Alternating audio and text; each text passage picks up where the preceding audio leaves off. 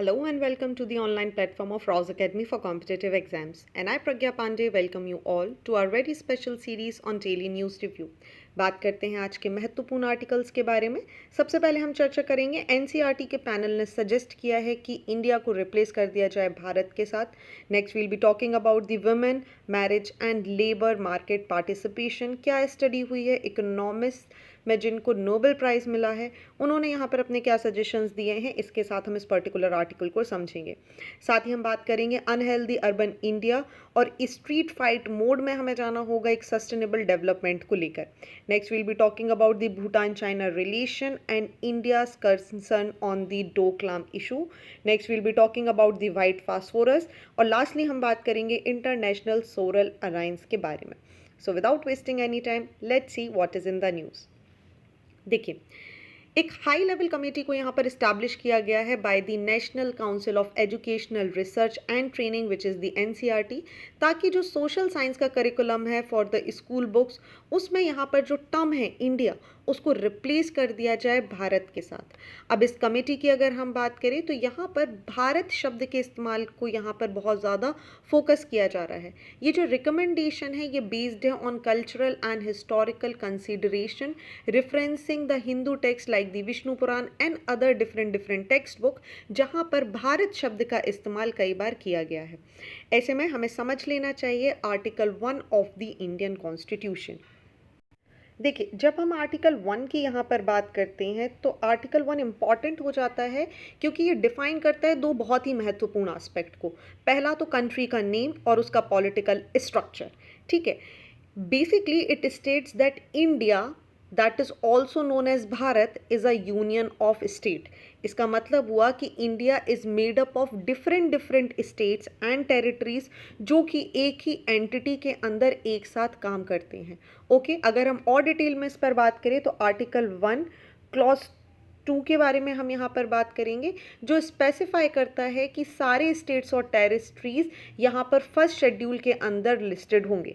वही हम article 1 clause 3 के बारे में अगर यहाँ पर बात करें तो यह एक्सप्लेन करता है कि कौन सी जो टेरिटरीज हैं, what the territories of India includes, जिसके अंदर आ जाएंगी territories of state, union territories, सारी की सारी जो कि फर्स्ट शेड्यूल में लिस्टेड है वो सभी के सभी इसके अंदर हमें देखने के लिए मिल जाएंगी।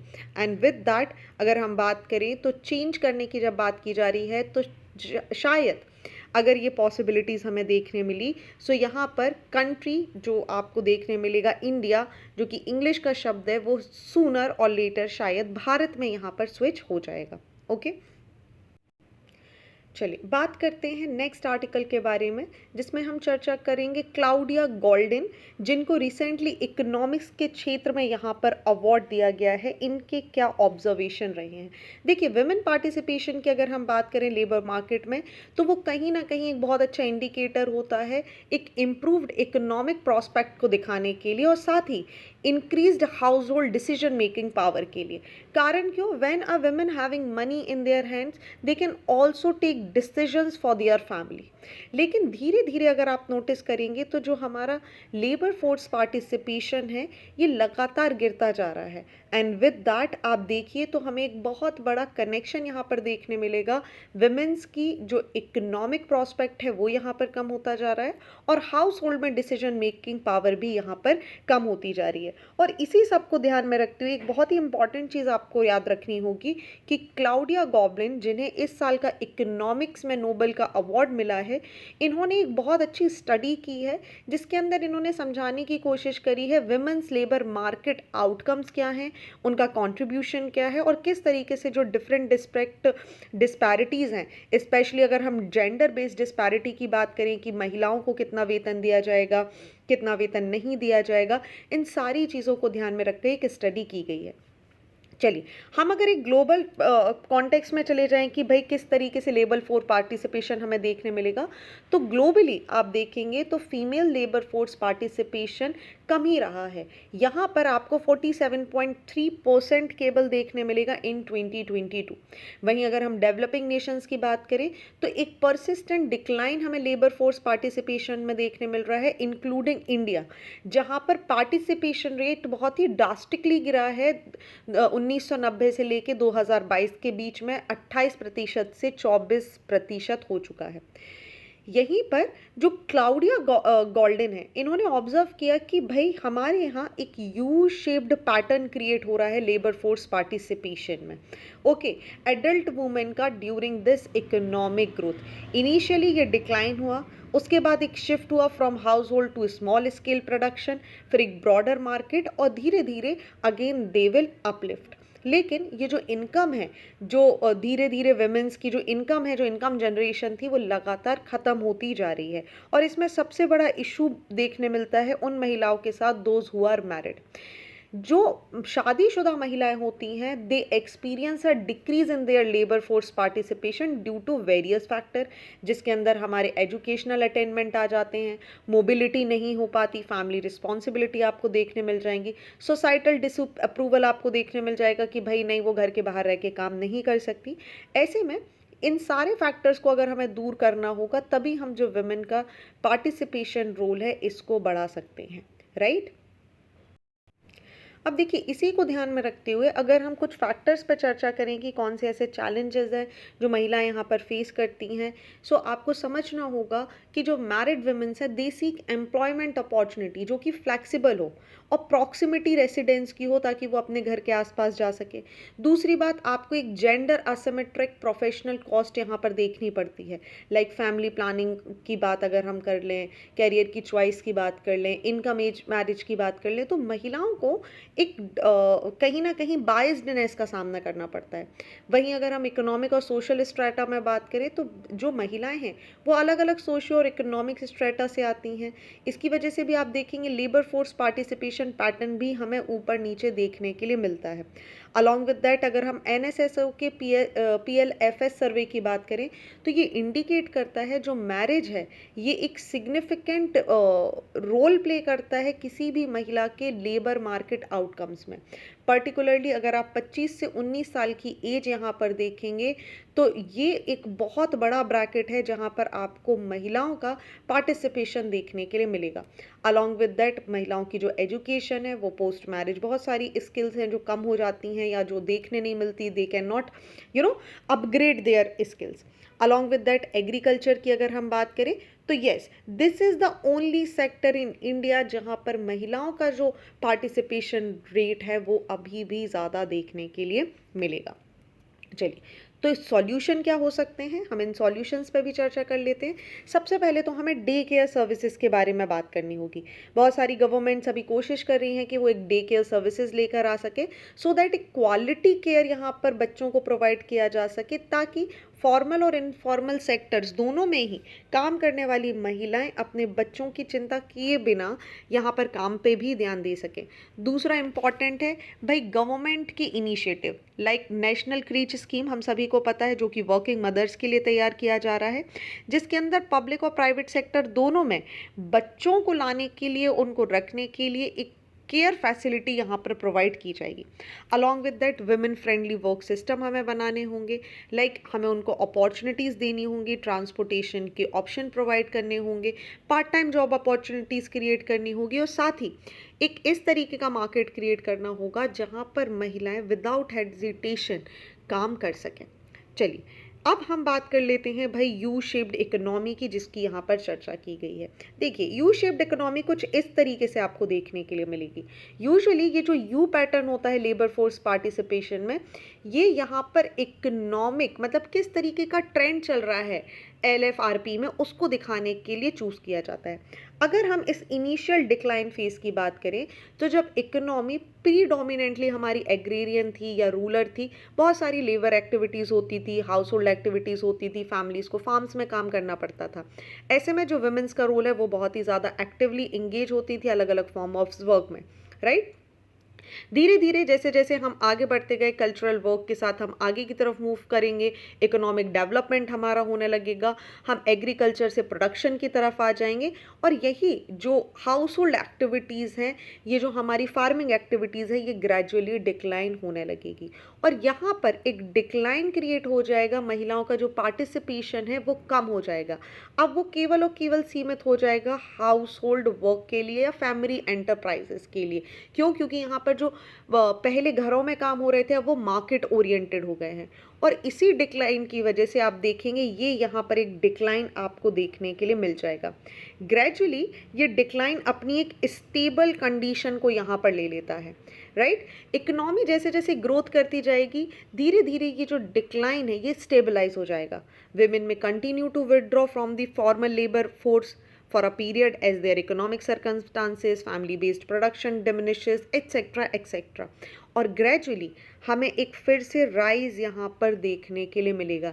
जैसे ही हमारी इकोनॉमी मैच्योर होती है, सोसाइटी इवॉल्व करेगी, हमें एक तरीके का जो लेबर फोर्स पार्टिसिपेशन है ये वापस देखने मिलेगा। इकोनॉमिक इंडिपेंडेंस आएगी, कैरियर अपॉर्चुनिटीज़ देखने मिलेगी और इसी के साथ ये जो कर्व क्रिएट होगा ये बन जाएगा यू शेप्ड कर्व, राइट।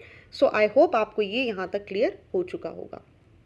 चलिए moving on to the next article of the day, हम बात करने वाले हैं urban India and multiple health risk के बारे में। देखिए आज जिस तरीके से हमारी फूड हैबिट्स हो चुकी हैं, हम दुनिया में सेकंड हाईएस्ट बन चुके हैं जो ओबेस्ड कैटेगरी में आ चुके हैं। रिजल्ट हमारी ना केवल health condition other than that हमारी एनवायरमेंटल एंड इक्विटी टारगेट। ऐसे में अगर आप देखेंगे तो इंडिया में आपको सबसे बड़ी प्रॉब्लम देखने मिलेगी कार्डियो मेटाबॉलिक डिसीजेस को लेकर। That means diabetes as well as cardio metabolic diseases का एक कंबाइंड टर्म यहाँ पर यूज़ किया जाता है, कार्डियो मेटाबॉलिक डिसीज। जैसे जैसे हमारी लाइफस्टाइल चेंज हो रही है, हमारे मोड ऑफ ट्रांसपोर्टेशन चेंज होते जा रहे हैं, एयर पॉल्यूशन इंक्रीज होता जा रहा है, न्यूट्रिशन में कमी होती जा रही है और हम अनलिमिटेड अनहेल्दी फूड्स का यहाँ पर कंजम्पशन कर रहे हैं। आप देखेंगे भारत में कार्डियो मेटाबॉलिक डिसीजेज लगातार बढ़ती जा रही हैं। ओके, इनफैक्ट इंडिया यहाँ पर टॉप करने लगा है बहुत सारी कार्डियो मेटाबॉलिक डिसीजेस को लेकर। ऐसे में हमारा सबसे बड़ी चिंता है कि हमें इसको किस तरीके से दूर करना है और इसके ध्यान में रखते हुए हमें 7 की प्रोविजन सिस्टम पर काम करना होगा। जैसे हमारा फूड किस तरीके का है, हमारी food, energy, mobility, transportation, housing, green infrastructure, water and waste management. अगर हम इन सारी चीज़ों को एक इक्वल प्रोपोर्शन में लेके आ पाते हैं, एक इक्विलिब्रियम यहाँ पर क्रिएट कर पाते हैं, तो इसका बहुत ही अच्छा इम्पैक्ट पड़ेगा ह्यूमन हेल्थ के ऊपर, वेलबींग के ऊपर और साथ ही साथ हम ग्रीन एनर्जी, ग्रीन इंफ्रास्ट्रक्चर के साथ अपने एनवायरनमेंट को भी बचा पाएंगे। अलॉन्ग विद दैट बहुत सारे जो कार्बन डाइऑक्साइड इमिशन है या जिसकी वजह से प्री मैच्योर डेथ हमें देखने के लिए मिल रही है, ये भी ख़त्म किया जा सकता है। अलॉन्ग विद दैट हमें यहाँ पर एक चीज़ समझनी होगी कि कार्डियो मेटाबॉलिक डिसीजेज आखिर क्या होती हैं। आप याद रखेंगे जितनी भी कार्डियोवास्कुलर डिसीजेज हैं वो, और दूसरा metabolic diseases like diabetes etcetera, इन दोनों का मिला जुला टर्म कार्डियो मेटाबॉलिक डिसीजेस के नाम से जाना जाता है। इसके लिए हमारी गवर्नमेंट ने ST एलिवेशन माइक्रोकार्डियल इन्फेक्शन प्रोजेक्ट यहाँ पर लॉन्च किया हुआ है। इसी के लिए हम वर्ल्ड हार्ट डे 29 सितंबर को भी सेलिब्रेट करते हैं। Along with that national programme for prevention and control of cancer, diabetes, cardiovascular disease and stroke के लिए भी काम किया जा रहा है। चलिए moving on to the next article of the day, हम बात करेंगे चाइना और भूटान की बढ़ती क्लोजनेस को लेकर। देखिए भूटान के जो फॉरेन मिनिस्टर हैं जिनका नाम है टंडी दोरजी, इन्होंने विजिट किया है चाइना को और एक अनप्रेसिडेंट डेवलपमेंट की ओर इशारा किया है। भूटान और चाइना देखिए अभी डिप्लोमेटिक रिलेशनशिप में दूर रहते हैं, लेकिन इस विजिट के साथ ही कहीं ना कहीं एक अपने आप में पहली हिस्टोरिक विजिट है भूटान के फॉरेन मिनिस्टर की तरफ से, जो कि एक आगे आने वाले समय में बहुत अच्छे रिलेशंस को शायद इस्टेब्लिश करने की ओर कोई इशारा दे रहा है। ऐसे में दोनों ने एक बहुत अच्छा प्रोग्रेस दिखाया है, एक जॉइंट स्टेटमेंट भी रिलीज़ किया है कि भविष्य में कोऑपरेशन एग्रीमेंट भी यहाँ पर इस्टेब्लिश किए जाएंगे। अब ये पूरी की पूरी चीज़ें ठीक है, लेकिन इंडिया को यहाँ पर क्या इंटरेस्ट है? देखिए, भूटान इंडिया के लिए एक बहुत ही स्ट्रॉन्ग रिलायंस रहा है हमेशा से। भूटान के साथ जो भूटान का कहीं ना कहीं ऐसा माना जा रहा है कि new Delhi is been involve in Bhutan efforts to normalise the relationship with China, ताकि इंडिया की जो सिक्योरिटी इंटरेस्ट हैं और रेड लाइन है उनको यहाँ पर मेंटेन किया जा सके, और सिलीगुड़ी जो कॉरिडोर है उसके बारे में भी थोड़ा सा ध्यान दिया जा सके। इशू कहाँ पर आता है? जब हमें बात करनी होगी डोकलाम प्लेट्यू के बारे में।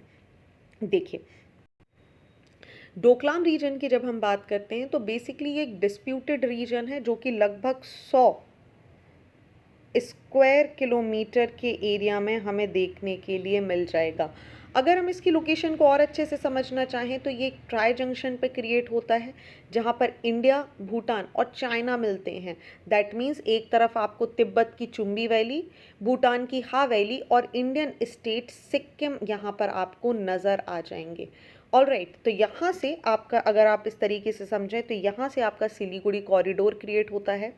यहाँ जो आपका सिक्किम का क्षेत्र है यहाँ से आपको देखने मिल जाएगी चुम्बी वैली, यहाँ से आपको देखने मिल जाएगा डोकलाम का क्षेत्र, और यहाँ पर Sikkim, China, Bhutan tri junction create हो जाता है। And this is why the Doklam region is very important. Okay, चलिए आगे अगर हम बात करें कि और क्या महत्वपूर्णता है, तो देखिए दोनों की तरफ से ही ये जो डोकलाम का क्षेत्र, ये चाइना और भूटान के बीच में विवाद का विषय बना हुआ है, जिसके कारण यहाँ पर हमेशा टेंशन रहती है। अब हुआ क्या था 2017 में, यहाँ पर चाइनीज ट्रूप ने अटेम्प्ट किया था कि ये डोकलाम के क्षेत्र में रोड कंस्ट्रक्ट करें। हालांकि इंडिया की तरफ से यहाँ पर इंटरवीन होने के बाद एक स्टैंड स्टॉप आपको देखने के लिए मिल जाएगा, बट अगेन ये जो रीजन है ये रग्ड टेराइन का क्षेत्र है। स्टीप स्लोप्स आपको देखने मिल जाएंगे, हाउट माउंटेन रिजेस आपको देखने मिल जाएंगी, जिसकी वजह से ये कहीं ना कहीं स्ट्रैटेजिकली बहुत ही ज़्यादा इंपॉर्टेंट हो जाता है। इंपॉर्टेंट क्यों है? क्योंकि ये जो डोकलाम का क्षेत्र है ये सिलीगुड़ी कॉरिडोर के पास बसा हुआ है, जिसे हम चिकन नेक्स भी बोलते हैं, जो कि एक नैरो सा स्ट्रिप है इंडियन टेरिटरी में, जो कि इंडिया के मेनलैंड को नॉर्थ ईस्टर्न स्टेट से कनेक्ट करता है। और ऐसे में अगर यहाँ पर कोई भी डेवलपमेंट होगा तो इंडिया का जो नॉर्थ ईस्टर्न रीजन है वो पूरे इंडिया से यहाँ पर कट जाएगा। ऑल राइट, तो अगर हम बात करें तो ये एक बहुत ही एक्सेसिबल व्यू प्रोवाइड करता है चुम्बी वैली और सिलीगुड़ी कॉरिडोर को, ताकि एक वल्नरेबल और वाइटल पॉइंट क्रिएट हो सकता है इंडिया के लिए। That is why it is very very important for India to be very cautious with this development. चलिए moving on to the next article of the day, और हम बात करेंगे वाइट फॉस्फोरस के बारे में। देखिए, ह्यूमन राइट्स वॉच ने यहाँ पर अक्यूज़ किया है इसराइल को कि इन्होंने वाइट फॉस्फोरस म्यूनिशियंस का इस्तेमाल किया है गाज़ा स्ट्रिप पे, जो कि यहाँ पर रहने वाले सिविलियंस के लिए बहुत बड़ा नुकसान भी हो सकता है। नाउ द क्वेश्चंस कम कि जब ये पूरा का पूरा इस्तेमाल यहाँ पर हुआ है तो हमें समझना होगा कि इसके ऊपर इंटरनेशनल ह्यूमैनिटेरियन लॉ और एथिकल कंसर्न्स भी लगाए जा रहे हैं, और ऐसे में हमें इन्वॉल्वमेंट देखने मिलेगा convention of certain conventional weapons, जिसे हम CCW के नाम से जानते हैं। ऑल राइट, तो सबसे पहले हम समझ लेते हैं कि आखिर वाइट फास्फोरस क्या होता है, और उसके बाद हम समझेंगे CCW के बारे में। चलिए सबसे पहले समझ लीजिए, वाइट फास्फोरस एक कलरलेस वाइट और येलो वैक्सी सॉलिड यहाँ पर होता है। बेसिकली ये नेचुरली अगर नहीं होता, लेकिन इसको फॉस्फेट रॉक से यहाँ पर मैन्युफैक्चर किया जाता है। ऑल राइट, ये हाईली कंब्यूस्टिबल सब्सटेंस होता है और ये रिएक्ट कर सकता है ऑक्सीजन और एयर के साथ। In fact it can catch fire at temperature as low as 10 to 15 degree. In fact room temperature पर भी इसमें फायर आपको देखने के लिए मिल सकती है, जैसे ही ये ऑक्सीजन जो एयर में मौजूद है उसके साथ रिएक्शन कर जाएगा।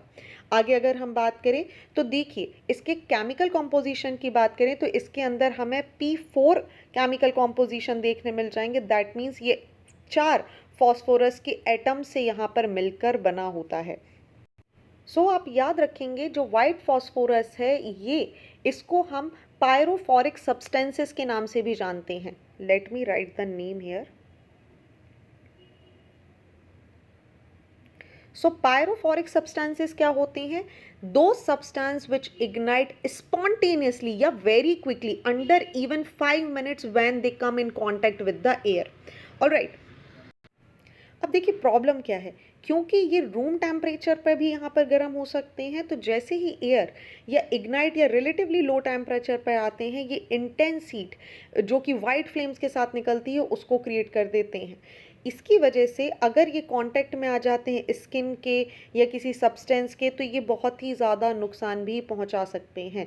दैट इज़ वाई अगर हम इनकी ग्लोबल कंडीशन की बात करें कि इनका ग्लोबल स्टेटस क्या है, तो under the globally harmonise system of classification of labelling chemicals, इनको वाइट फॉस्फेरस को पायरोफोरिक सॉलिड कैटेगरी 1 का पार्ट रखा गया है। और इस कैटेगरी 1 की अगर हम बात करते हैं तो ये इंक्लूड करता है केमिकल जो फायर कैच कर लेते हैं स्पॉन्टेनियसली जब भी ये हवा के संपर्क में आएंगे, और they are the most unstable in nature. इसी के साथ ही CCW में इनको प्रोटोकॉल 3 के तहत भी रखा गया है। Protocol 3 under the convention on certain conventional weapon एक इंसेंडरी वेपन्स को यहाँ पर एड्रेस करता है। ये इंसेंडरी वेपन्स को डिफाइन करता है as a munition primary designed to set fire to object or cause burn injuries to any individual through flame, heat or combination of both, जिसकी वजह से हमें केमिकल रिएक्शन या सब्सटेंसिव डिलीवरी देखने के लिए मिल सकती हैं। Certain munitions like illuminants, tracers, smoke या signaling system that many unintentionally have incendiary effect are exempted from this classification for certain reasons. White phosphorus और प्रोटोकॉल 3 की बात करें तो yes, they are under the protocol 3 of CWC। That means इनकी वजह से बहुत सारा नुकसान हो सकता है, और ऐसे में इनका जो यूज़ है उसको कहीं ना कहीं CCW के इस प्रिंसिपल का वायोलेशन भी यहाँ पर माना जाता है। आगे अगर हम बात करें मिलिट्री या इंडस्ट्रियल यूज़ की, क्या इनको हम किसी भी कैटेगरी में केमिकल वेपन्स बोल सकते हैं या नहीं, तो एक चीज़ आप याद रखिए कि United Nation consider it as an incendiary chemical, हालांकि इनको केमिकल वेपन्स की कैटेगरी में नहीं रखा गया है। ऑलराइट, तो आप याद रखेंगे CCW की कैटेगरी 3 का पार्ट ये ज़रूर है, लेकिन कहीं से भी इनको केमिकल वेपन्स की कैटेगरी का पार्ट नहीं रखा गया है। क्वेश्चंस का मिलिट्री यूजेस, मिलिट्री की बात कर लें, हम मेडिकल की बात कर लें, इनका बहुत ज़्यादा यहाँ पर यूज़ आपको देखने मिलेगा along with that detergents, fertilisers etcetera etcetera में भी आपको इनका यूज़ देखने के लिए मिल सकता है। चलिए moving on to the last article of the day, बात की जा रही है ISA which is the international solar alliance. देखिए ISA जो कि कलेक्टिव 116 मेंबर कंट्रीज़ का एक ग्रुप है जिसके अंदर प्रमोट किया जा रहा है सोलर टेक्नोलॉजी को, और साथ ही ग्लोबल लेवल पर इसको अडॉप्ट करने की बात की जा रही है। पहली बार ISA ने प्लान किया है कि ये रिलीज़ करेंगे एक रिपोर्ट जिसका नाम होगा global solar stock take report. क्या हमें इस ग्लोबल स्टॉक टेक के बारे में यहाँ पर ज़्यादा समझना है? जी नहीं, आप सिर्फ इतना याद रखेंगे global solar stock take report ISA के द्वारा यहाँ पर रिलीज़ किया जाएगा, and we will be only reading about the international solar alliance here. International solar alliance की बात करें तो एक action oriented member driven collaborative platform है जहां पर सोलर टेक्नोलॉजी को यहां पर यूज़ करने के बारे में बात की जा रही है। बेसिकली इसका मुख्य उद्देश्य है जो एनर्जी एक्सेस है, एनर्जी सिक्योरिटी प्रोवाइड करना, एनर्जी ड्रिवन ट्रांजिशन क्रिएट करना अपनी मेंबर कंट्रीज़ के लिए। बेसिकली जो ISA है ये एक जॉइंट एफर्ट था इंडिया और फ्रांस का, ताकि जो क्लाइमेटिक चेंज है उनसे निपटा जा सके और सोलर एनर्जी जो कि हमारी रिन्यूएबल एनर्जी है उसका इस्तेमाल करके यहाँ पर बाकी कंट्रीज़ के लिए भी बेहतर उपयोग में लाया जा सके। स्पेशली जो ट्रॉपिकल कंट्रीज़ हैं उसको इसका पार्ट बनाया गया था, but later on other countries have also joined it. Important क्यों है? क्योंकि इंडिया और फ्रांस का मिला जुला एफर्ट है। 30 नवंबर 2015 को इसको लॉन्च किया गया था in the United Nation climate change conference which is the COP21 in Paris, France. Okay, आगे अगर हम बात करें इनका विजन क्या है, so the vision is let us together make the sun brighter. Mission की बात करें कि हर घर, नो मैटर कि वो कितना दूर हो, सभी के पास यहाँ पर लाइट होनी चाहिए। हेडक्वार्टर्स की अगर हम बात करें, so the headquarter is in India with the interim secretariat being set up at Gurugram. चलिए इनके ऑब्जेक्टिव्स के बारे में बात करें तो देखिए, सोलर एनर्जी को प्रमोट करना, कैपेसिटी बिल्डिंग क्रिएट करना, टेक्नोलॉजी ट्रांसफ़र क्रिएट करना, फाइनेंसिंग सोलर प्रोजेक्ट्स बनाना, पॉलिसी एडवोकेसी करना इनके मुख्य उद्देश्य हैं। बेसिकली अगर हम इनके 4 प्रायोरिटीज़ एरिया के बारे में भी यहाँ पर बात करें तो आप याद रखेंगे एनालिटिक्स करना, एडवोकेसी करना, कैपेसिटी बिल्डिंग करना, प्रोग्रामेटिक सपोर्ट क्रिएट करना और रेडीनेस और एनेबलिंग एक्टिविटीज़ को क्रिएट करना for the solar energy are their main की responsibilities and programme. All right, तो ये थे आज के महत्वपूर्ण आर्टिकल। आई होप आपको सारी चीज़ें क्लियर हो चुकी होंगी। Moving on to the mains question of the day, so here are 2 important question.